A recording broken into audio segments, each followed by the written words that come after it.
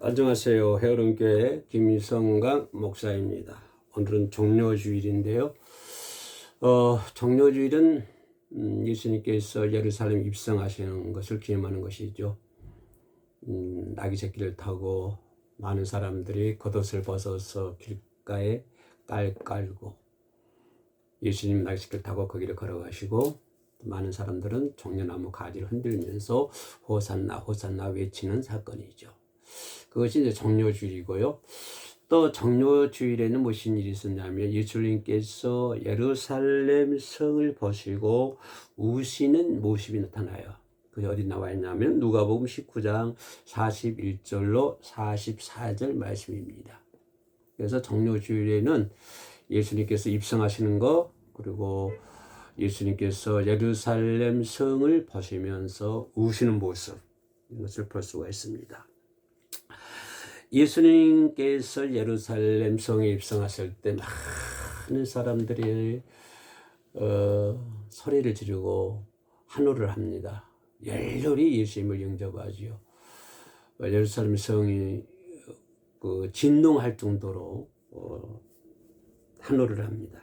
그러나 환호 그 너머에 무엇입니까? 예수님의 울음소리가 있다고 하는 것입니다.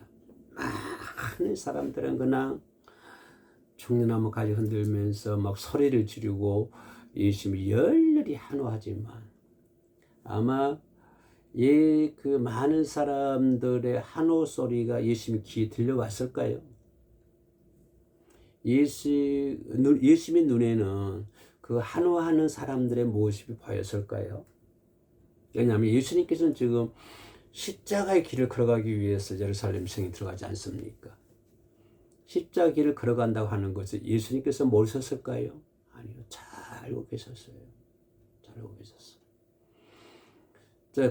이제 예수님은 그런 심정인데 많은 사람들이 막 호산나 소리를 지르고 종려나무 가지를 흔들고 겉옷을 벗어서 길거리에 펼치고 막 그냥 열렬히 환호하는 그 모습들 예수님 눈에 들어오지 않았을 거예요.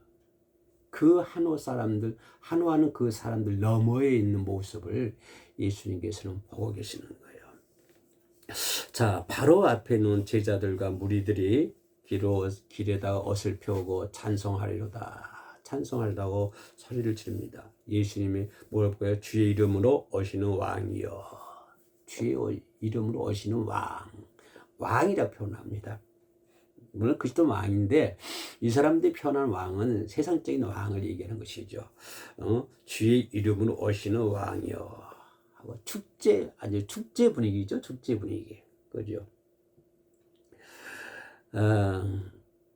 얼마나 축제 분위기가 있고 컸으면 예루살렘 성이 요동할 정도였으니까 아마 우리나라 독립 3.1절 독립 만세 그 소동보다 더 컸을 것 같아요.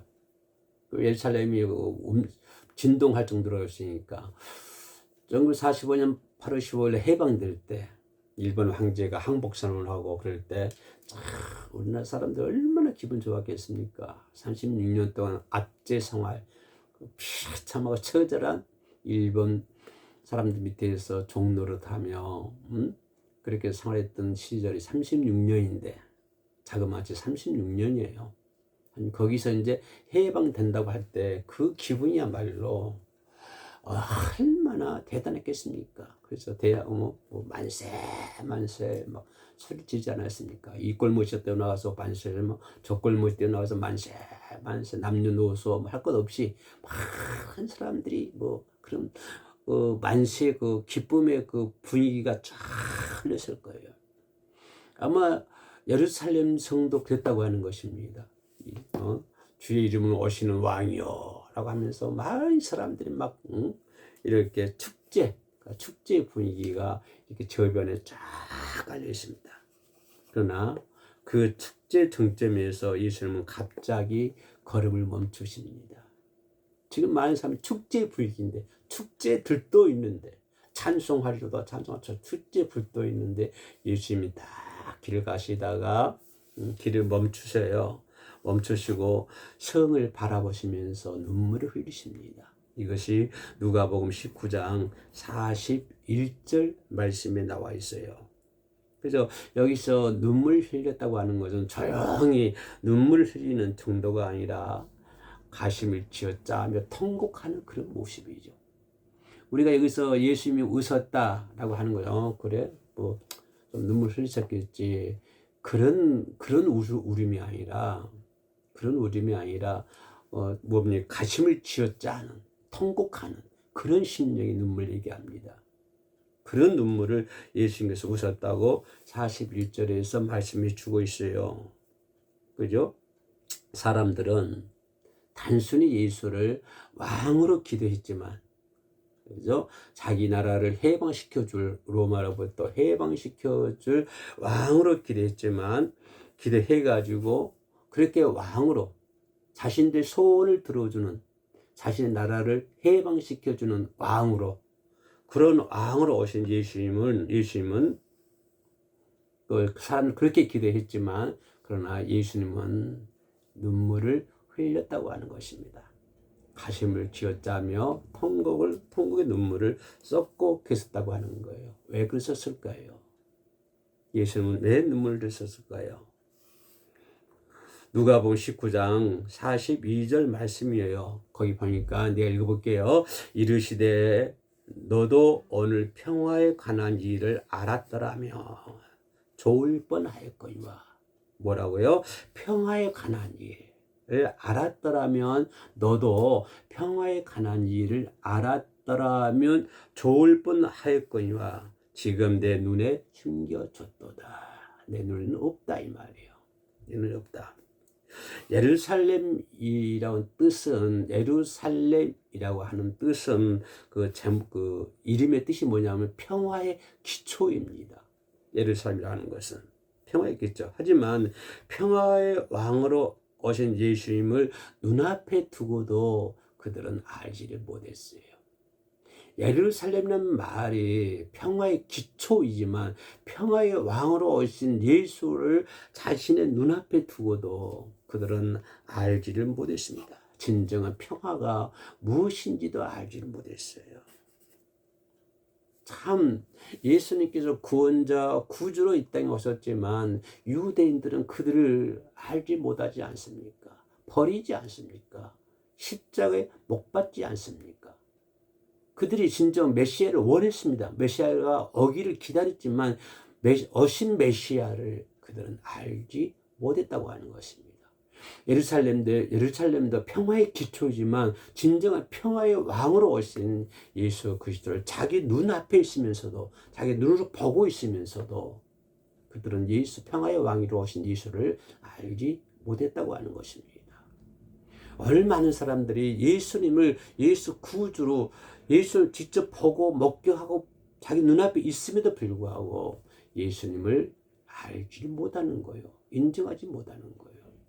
여기에다가 예수님은 마음이 찍혀 있는 거예요. 그게 찍혀 있는 거예요. 그들은 진정한 평화가 무엇인지를 알지를 못한 거예요. 평화의 기초라는 의미를 가지고 있지만 진정한 평화가 무엇인가 알지를 못했어요. 우리가 예수 그리스도를 알지만 진정한 예수 그리스도가 구원의 기초가 무엇인지, 구원이 무엇인지, 천국이 무엇인지 잘 알지를 못한 것처럼 그들은 평화의 기초라는 의미를 가지고 있는 예루살렘이었지만 진정한 평화의 모습으로 있다는 것은 예수 그리스도가 자기들 눈앞에 있는데, 자기들 발 앞에 있는데 그들은 예수 그리스도를 알지를 못하고요. 그냥 자기들이 원하는 로마를 물리치는 정치적 승리, 정치적인 왕, 이렇게만 그들은 인정했지 예수님께서 주고자 하시는 진정한 평화, 그것이 뭘까요? 이들은 예수 그리스도를 로마에서 해방시켜주는, 그죠? 로마를 물리치는 정치적인 승리, 이걸 원했지만 예수님께서 주고자 하신 것은 그거 아니에요. 예수가 주고자 하신 평화는 하나님과 화목을 얘기하고 있는 거예요. 지금 자기 앞에 놓여 있는 그 한화하는 사람들은, 그죠? 정치적인 왕으로 그렇게 원하고 있지만, 정치적인 왕, 해결사, 자신들의 소원이나 들어주는 해결사, 기적이나 베풀어, 이적이나 베풀어서 자신들의 소원을 해방시켜주는 그런 정치적, 물리적 그런 왕으로만 예수 그리스도를 생각했지만, 그러나 예수님께서 보여주고 싶은 것은 그것이 아니라 평화의 예수께서 말씀하신 평화는 뭐냐? 하나님과 화목하는 것이 평화라고 하는 것입니다. 세상 사람은 정치적, 물리적인 그런 것을 원했지만 예수님께서는 그것을 원하신 것이 아니라 예수님께 주시는 평화는, 그들이 생각하는 평화는 그 로마에서 해방되는 것이 평화였지만, 그러나 예수님께서 주시는 평화는 어떤 평화일까요? 하나님과 화목하는 그런 평화를 예수님께서 원하셨던 것입니다. 오늘도 우리는 모두 성공을 원하고 돈을 원하며 살아가고 있습니다. 권력이 평화를 줄 것이라고 믿고 있습니다. 돈이 평화를 줄 것이라고 믿고 있습니다. 성공하면 모든 것이 평화스러울 것이라고 믿고 있습니다. 그래서 사람들은 그것을 위해서 동분서주하고 분주하게 살아가고 있습니다. 하지만 우리 곁에 오신 예수님은, 즉 진정한 평화의 길을 놓치고 있지 않습니까? 진정한 평화가 권력이고 성공이고 돈이 진정한 평화가 아니라고 하는 것입니다. 우리 곁에 오신 예수, 진정한 평화의 왕으로 와신 예수를 내가 믿고 있는 예수님이고 내가 따르고 있는 예수이지만, 그러나 진정한 평화의 왕으로 오신 예수 그리스도께 주신 평화를 놓치고 있지 않느냐 그 말입니다. 예수께서 주시고자 하는 평화는 뭐라고 했지? 예수께서 말씀하신 진정한 평화는 뭐라고 했죠? 하나님과 화목하는 것이 진정한 평화라고 말씀을 드렸습니다. 뿐만 아니라 44절 하반절 보면은 반문의 나를 깨닫지 못했기 때문이다라고 볼 수가 있습니다. 거기 44절 보면은 이는 내가 보살핌을 받는 나를 못함을 인함이라. 하나님께서는 끊임없이 선지자를 보냈고 예언자를 보냈습니다. 잘 아시지 않습니까? 구약에 보면은 많은 선지자를 보냈고 많은 예언자들을 보냈고 제사장들을 보냈고 그리고 많이 보냈습니다. 이제는 그것도 안 되니까 하나님은 누굴 보냅니까? 자신의 아들을 직접 보내시지 않습니까? 그리고 그들을 보살피라고 하시지 않습니까? 그러나 예루살렘은 그 기회를 부정하는 거예요. 그 기회를 거부하는 거예요. 예언자들을 거부했던 것처럼, 제사장들을 거부했던 것처럼 그들은 예수 그리스도를 거부하는 거예요. 하나님이 직접 보내신 예수 그리스도를 그들은 거부했던 것입니다. 하나님의 은혜에는 다 때가 있습니다. 세상 만사 다 때가 있지 않습니까? 사람은 태어나면 죽을 때가 있는 것이고, 돌을 던지면 돌을 죽을 때가 있는 것이고, 그 우물에 침을 뱉으면 언젠가는 그 우물에 물을 마실 때가 있습니다. 누우면 일어날 때가 있을 것이고, 사람 인생사 다 때가 있지 않습니까? 주님께서 내 마음을 두드리고 내게 찾아오실 때, 그죠? 그 기회를 알아보는 영적인 안목이 우리에게는 필요하다고 하는 것입니다. 다 때가 있는 것입니다. 주님께서 찾아오실 때 그 때를 알아야 돼요. 주님께서 내 마음을 두드릴 때 그 때를 알아야 된다고 하는 것입니다. 그것을 알아볼 수 있는 안목이 우리에게는 있어야 된다고 하는 것입니다. 그러나 예루살렘 입성하실 때 많은 사람들은 자기에게 평화의 왕으로 오신 예수 그리스도를 알지 못했고 그들은 예수 그리스도를 거부하지 않았습니까? 그리고 십자가에 못 박으라고 소리치지 않았습니까? 모든 것은 때가 있는 것입니다. 때가 있는 거예요. 예수님께서 내게 오실 때, 예수께서 내 마음의 문을 두드릴 때, 예수께서 우리 가정에 들어오려고 하실 때, 그 때를 잘 알아야 된다고 하는 거예요. 그런 안목이 있어야 된다고 하는 것이고요. 영적인 안목이 필요하다고 하는 것입니다. 영적인 안목이 필요하다. 영적인 안목은 어디서 생길까요? 우리가 기도할 때 생기고, 예배할 때 생기고, 찬양할 때 생기고, 봉사하고 헌신할 때 그런 안목이 생기는 거예요. 말씀을 드릴 때 안목이 생기는 거예요. 그런 영적인 안목이 우리에게는 반드시 있어야 될 줄로 믿습니다. 뿐만 아니라 예수님께서는 다가올 비극을 벗었기 때문에 눈물을 흘리십니다. 43절과 44절입니다. 예수님께서는 뭐라고 그래요? 장차 예루살렘에는 돌 위에 돌 하나라도 남지 않고, 예루살렘은 돌 위에 돌 하나도 남지 않고 무너질 것이라 그렇게 예언하지 않습니까? 그 예루살렘 보고 눈물 흘리시는 거예요. 예수님께서는 돌 위에 돌 하나라도 남지 않고 전부 다 남지 않고 무너질 것이다. 그 무너질 예루살렘을 보고 눈물 흘리시는 거예요. 결국 어땠습니까? 주 70년 로마 티투스 장군에 의해서 예루살렘이 멸망하지 않습니까? 무너지지 않습니까? 이것을 보시면서 우시는 거예요. 근데 사람들은 그것도 모르고 그냥 정치적, 물질적, 정치적, 물리적 그런 왕으로만 생각하고 환호하고 했던 거예요. 예수님께서는 그런 안목을 가지고 예루살렘이 멸망할 것을 바라보며 눈물 흘리는데 사람들은 그거를 알지 못했던 거예요. 결국 예수님을 십자가에 못 박으라고 소리치지 않습니까? 예수님의 눈물은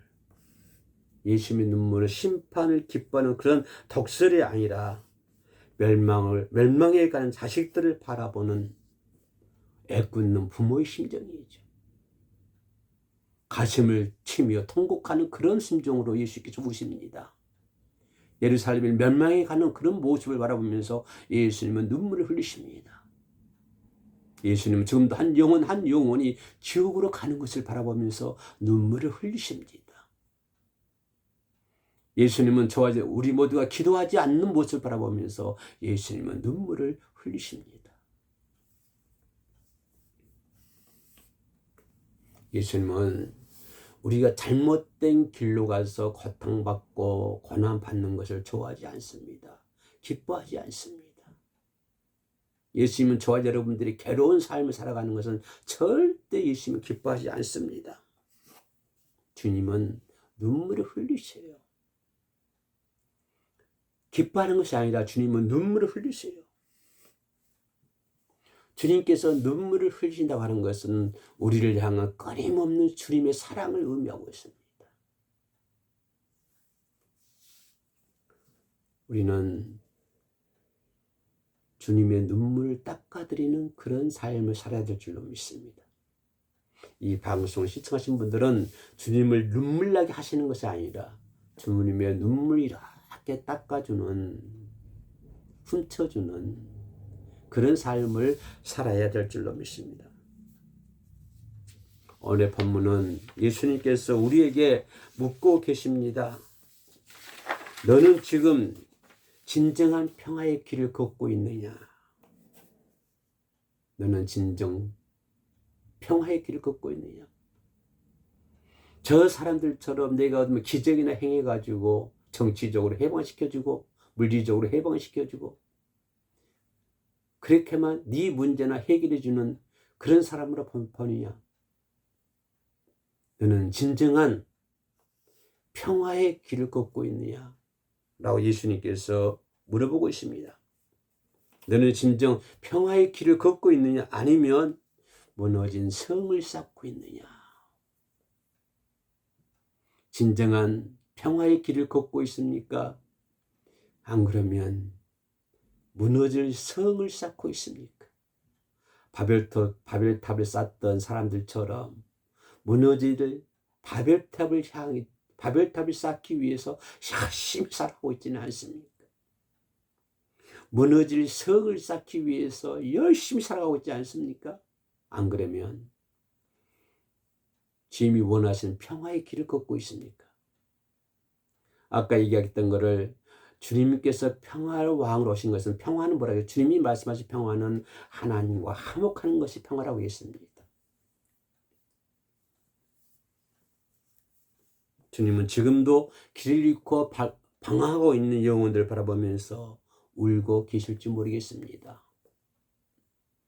길거리에서 방황하는 사람들의 모습을 바라보면서 예수님은 눈물 흘리고 있지는 않을까요? 우리들의 잘못된 죄악된 모습을 살아가는 내 모습을 바라보시고 예수님은 눈물을 흘리시지 않으실까요?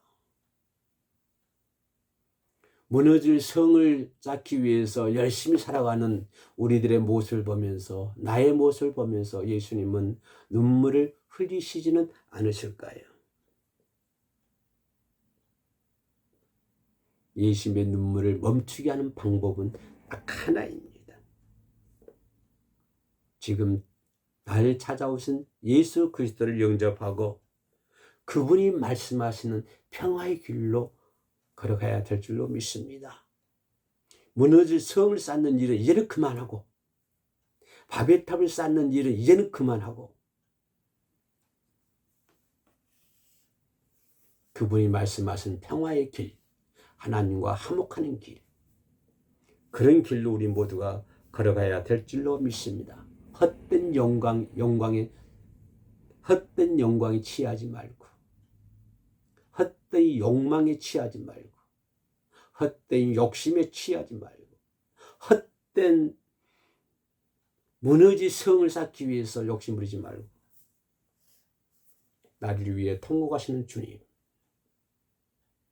오늘도 나를 위해서 가슴을 치며 통곡하시는 주님, 나를 위해서 가슴을 치며 통곡하시는 주님, 그 주님을 마음에 헤아리는 우리 모두가 되어야 될 줄로 믿습니다. 주님이 주시는 참된 평안이 여러분의 심령과 가정에 가득하시기를 주의 이름으로 축원합니다. 감사합니다. 살롬.